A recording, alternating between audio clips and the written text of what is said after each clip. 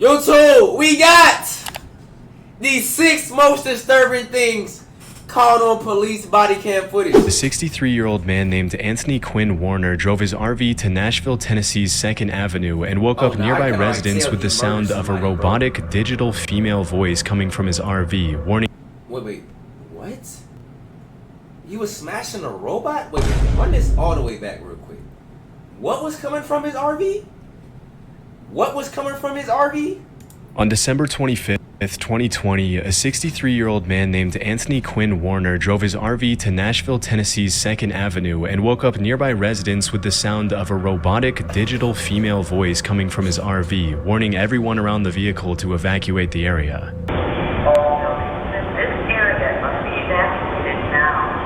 Oh, this is the dude that blew up the city! This is the dude that blew up the city!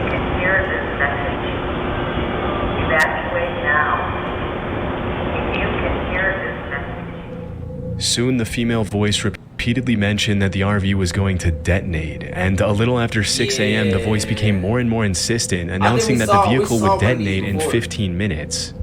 In the body cam footage that was later released by the authorities, a group of Nashville police officers can be seen walking around the downtown area, urging any stragglers to evacuate for their own safety.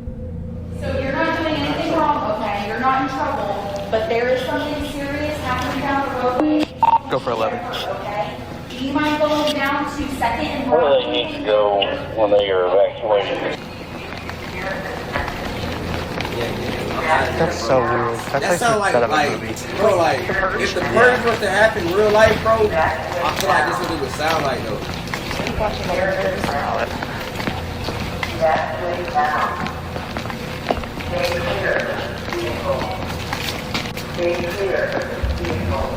The robotic voice and its ominous warnings give the whole scene an extremely eerie vibe, like, as the police officer mentioned, something out of the movie The Purge. Exactly. Strangely, the RV also broadcasted snippets of the 1964 hit song Downtown by Petula Clark, which is a song about how if you're ever feeling sad or lonely, you should go downtown and you'll feel better in the hustle and bustle of the city.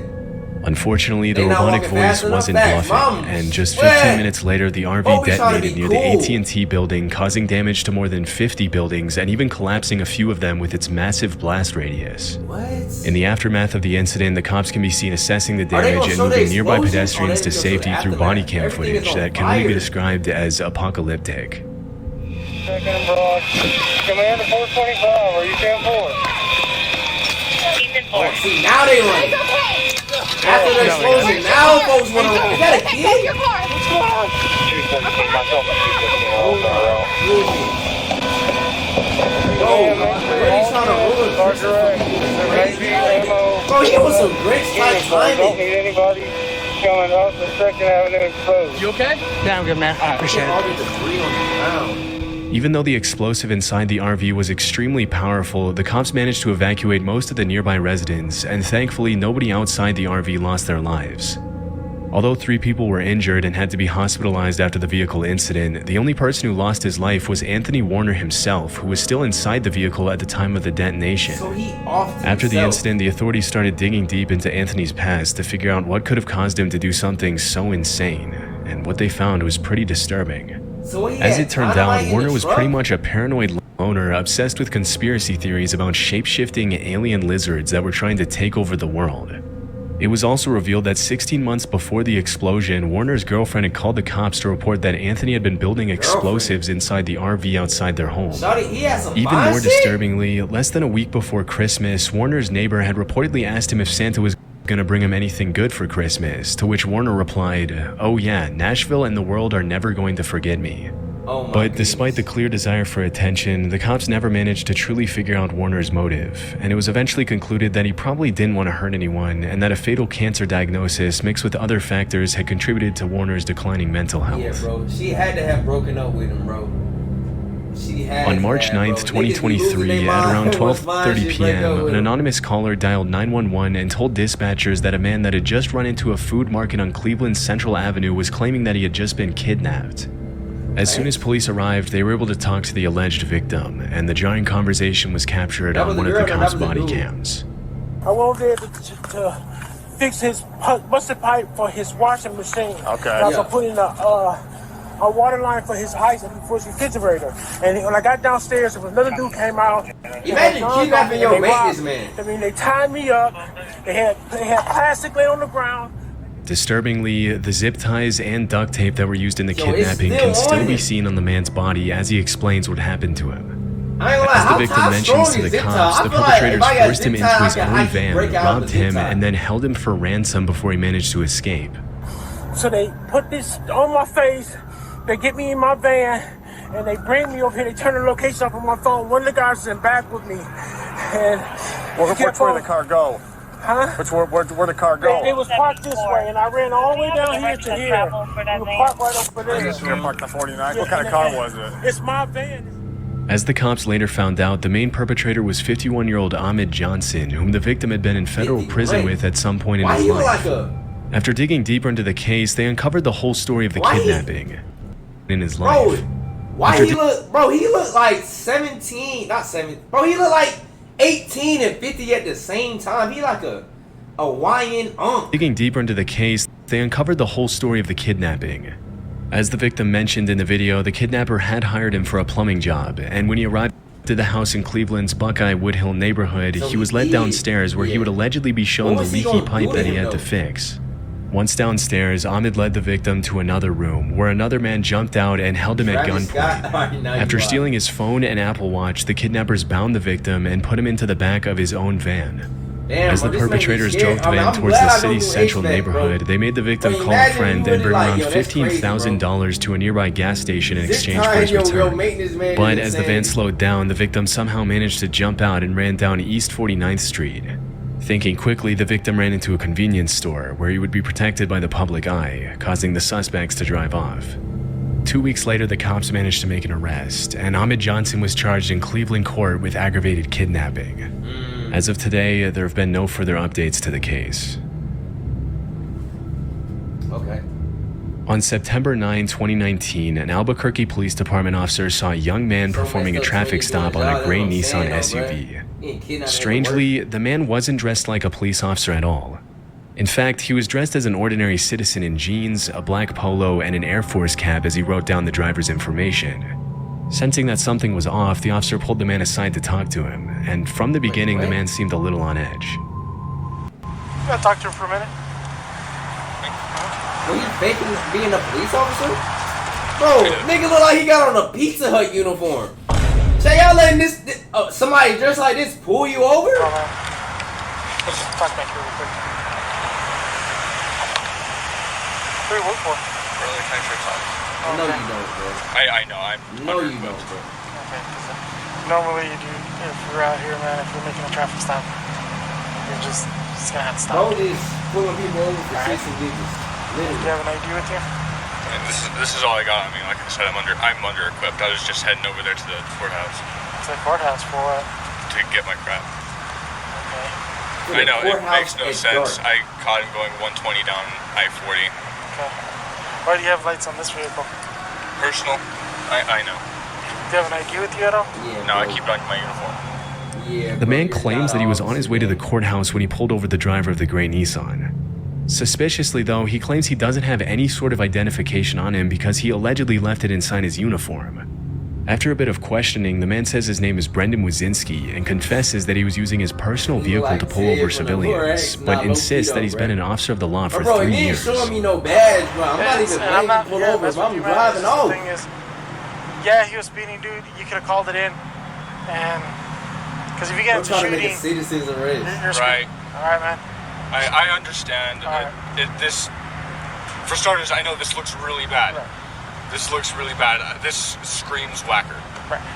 How long you been on? About 3 years. Okay. I've been on for like 13 years. Yeah. All right. So.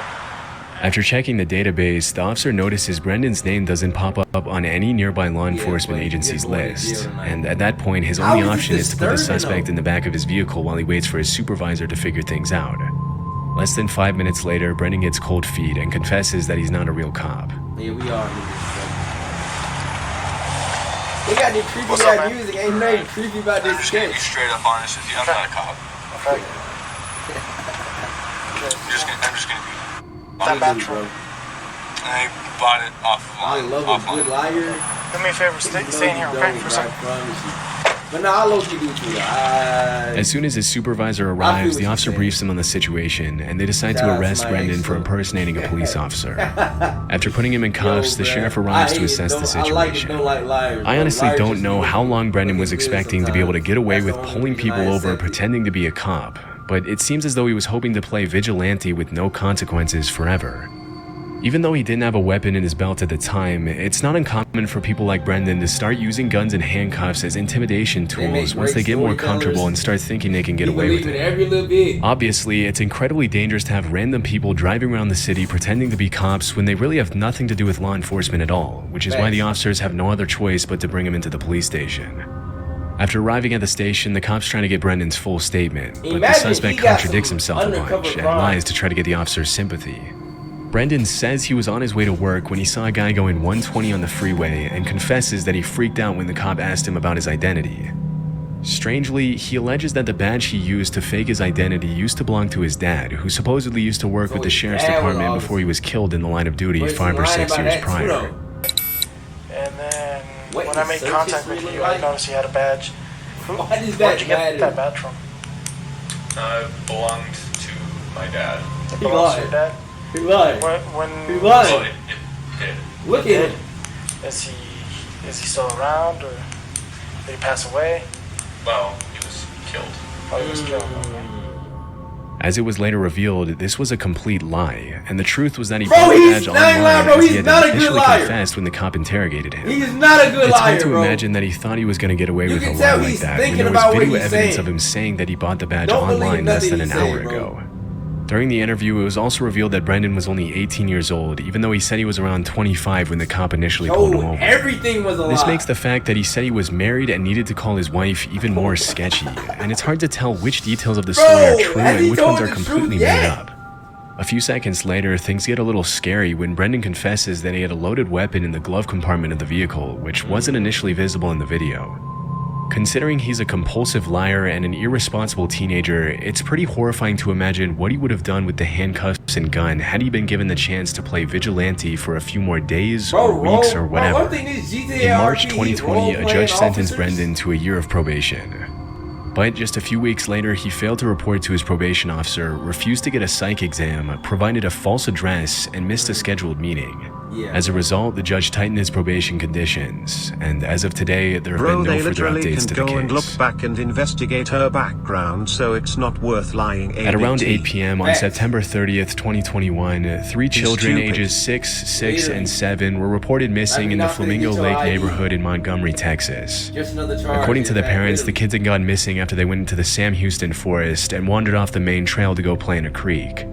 After the disappearance was announced to the public, the authorities launched a massive search that included helicopters, dogs, drones, off-road vehicles, and hundreds of police officers from multiple law enforcement agencies. The next morning, an anonymous Good Samaritan who was very familiar with the layout of the woods decided to take matters into his own hands and went into the national forest by himself to find the kids. At around 9 a.m. on September 31st, the man found the kids and called 911 to bring the children to safety, and the whole rescue was captured on Sergeant Jason Smith's body cam. And why Indian out of all Come on, places? can y'all come to me? Come to me. Yeah, come to me. There's an opening right here. Come on, kids, come to me. They wouldn't let me in over here last night, so I just took off around the back. I've been looking all night long. Yes, sir. I have all Jesus 3 is children. good, ain't he? Ain't Jesus good? He is good. Yeah. Oh, they found him. Yo! I'm the police. Are y'all ready to get out of the Kids woods? just got lost or they Come got on, stolen? buddy. Let's get out of here. You got cheeseburgers in your car? We're going to get something to eat. Cheeseburgers in your Okay. car. Who just keeps You gonna hold my cheeseburgers in the hand and whip? get out of here? We can go get some. Even though the kids were found just a little over a mile away from where they entered the woods, they'd still been lost for over 24 hours, and pretty understandably, they were hungry. As it was later revealed, the kids had spent the night in the forest, sheltering themselves under a fallen tree until the volunteer came to rescue them, which is why they had leaves and branches in their hair in the Who was footage. the other man? I think that's somebody. Here, let's get this. Grab hold of that. There you go. Decided to go look for him. Am I really strong? Lose your shoe? I got you. Nah, W volunteered.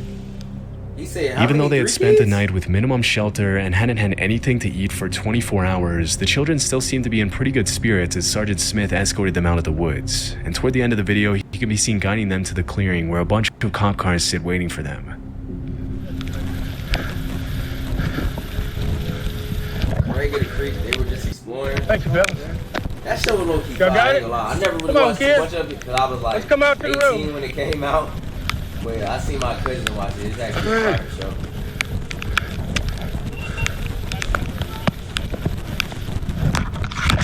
Whoa, good. What? There you go, buddy. Look at you. You made it.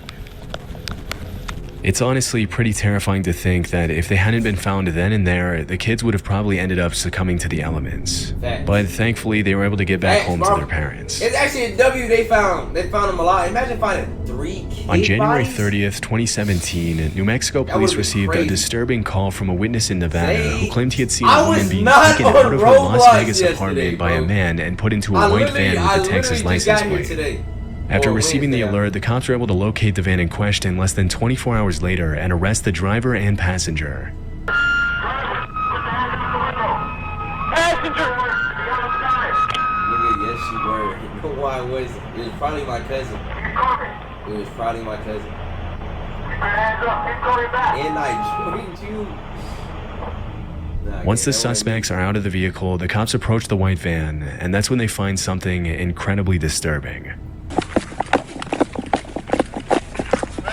What they find?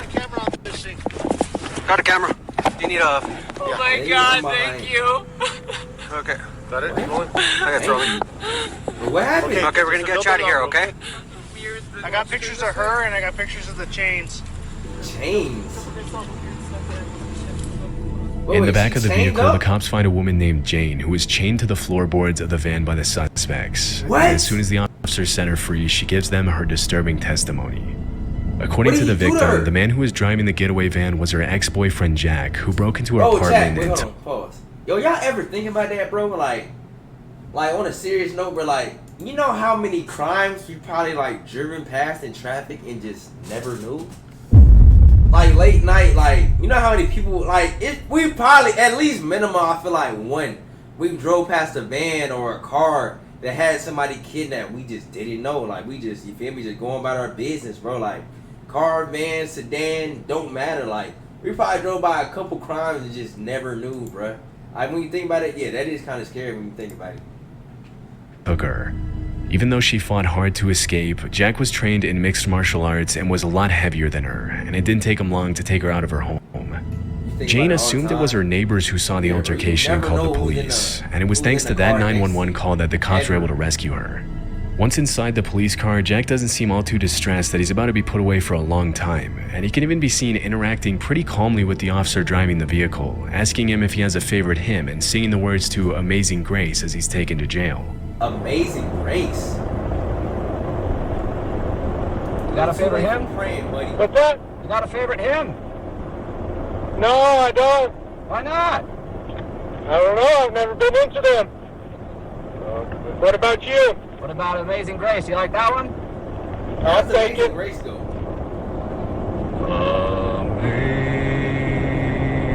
Amazing Grace, how sweet. As it was later revealed, Jack's accomplice in the kidnapping was 19-year-old Bro. Get out! Nigga, stop all that fucking singing, bruh. Nigga not trying to hear none of that, bro. Yo, he dead ass, bro. Bro, that dude is not real. WM, why he low-key snapped? No, I ain't gonna lie, bro. Yo, chat, why he low-key snapped with the hymn note, bruh? I low-key wanted to hear the whole thing on the low. But still, bruh. Samuel Brown. In the other cop car, car, Samuel asked the police officer to have a conversation with him, claiming that he's scared of everything that's happening. He typed powered up before singing though. Is it okay to talk? Yeah. House. Anything. I'm just kind of scared. And okay. What are the police gonna ask The me? guy who was singing to the judge? Who was singing to the judge? Sing me the clip.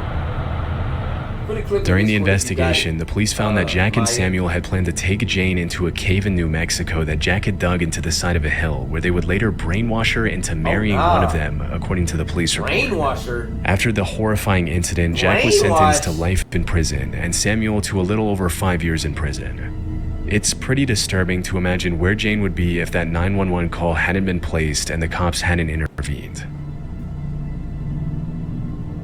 On April 8 of 2021, police officers from the city of Whitehall, Ohio, about 6 miles away from Columbus, received a report that a man was allegedly impersonating a police officer at a traffic stop. Upon arriving at the scene, they found a 26-year-old man named Casey Donovan Williams asleep in what appeared to be a Whitehall police cruiser. When he woke up, he told the cops that he was an off-duty cop working a special duty detail. At first, the officers bought his story, but when they were told there was no special duty assigned at that time, they returned to get the real story. And the exchange was captured on the cops' body cam. But you have no ID from them, all right? No. And have you ever been sworn in by them? I've talked to the chief. No. I'm asking you a direct question. Have you been sworn in by them? It's very important to answer this correctly. Not know had a conversation with the chief. Someday a current police officer, you know if you lie in this situation, you go directly to jail. No, I'm not. So I'm going to put that right listen, up. I'm not. So if you are telling me you are a police officer right now, is that what you're telling me? So you are not a commissioned police officer. I have spoke with the chief. That's what I'm asking you. Okay. I'm asking Yes you one or no, question. bro? Are you a commissioned police officer through the state of Ohio? I have an OPUDA certificate. Oh my goodness, bro, you keep dodging the question. No, you're not. You're not answering the question. You're avoiding the question. It's very simple. Are you a sworn police officer anywhere in the state of Ohio with any department? Not currently. Okay.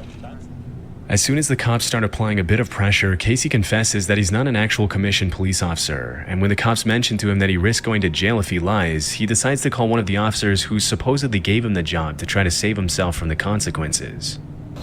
Okay. 1 second. Would you be willing to speak to the supervisor from the company? From Watchman. From Watchman? Yes. Is he an actual police officer? You are an actual police officer, correct? Okay. Yes, he is. Where are you commissioned at? It doesn't matter. He's not here doing anything. Yeah. I don't care if he's the superintendent of the state highway patrol. That's irrelevant to the situation. Even though he seems to have a pretty intricate series of excuses to justify his actions, the cops sense there's more to the story than Casey's letting on. After mentioning to the cops that he was just trying to make a little extra money by allegedly working for the Glenwood Police Department, he realizes his chances of getting out of the arrest are pretty slim, and that's when he resorts to asking the cops for mercy. Titled 6 Disturbing That's all I was trying to do. Things caught on police body cam footage. I'm asking you I keep it so real. Courtesy, Not man only to thing man. that was disturbing was the first video. Do not Everything ruin else my is career. Please. I think you maybe did that kid kind of situation in the forest, but that wasn't Throughout the disturbing. They exchange, found it seems as if Casey either doesn't realize the severity of what he's doing, or he really thinks the cops are going to let him get away with showing a fake badge and even carrying a weapon while pretending to be an officer of the law. Yeah. Still, things were about to get a whole lot worse for Casey, because after he was put in the real police officer's cruiser, the cops searched his vehicle and found a loaded AR-15 rifle, a tactical vest, a loaded handgun with 15 rounds of ammo, a taser, 2 pairs of handcuffs, and pepper spray. It's pretty disturbing to think of what could have happened if the cops hadn't arrested Casey then and there, because even though he didn't seem to have any bad intentions at first glance, Casey could have used the badge, vehicle, and weapons for some pretty nefarious purposes if he wanted to, by simply convincing people he was a real police officer. From kidnapping to extortion and everything in between, a fake cop can be extremely dangerous. As it was later revealed, this wasn't the first time the suspect had gotten in trouble for trying to pull similar stunts. Although at one point he had been a corrections deputy at the Pickaway County Jail, he was forced to resign after trying to enforce his authority as an undercover cop at a fair when he hadn't been instructed to do so. After the incident in Whitehall, Casey was charged with impersonating a police officer, a 3rd-degree felony, and improper handling of a gun in a motor vehicle, a 4th-degree felony. Yeah, get Buddy out of here.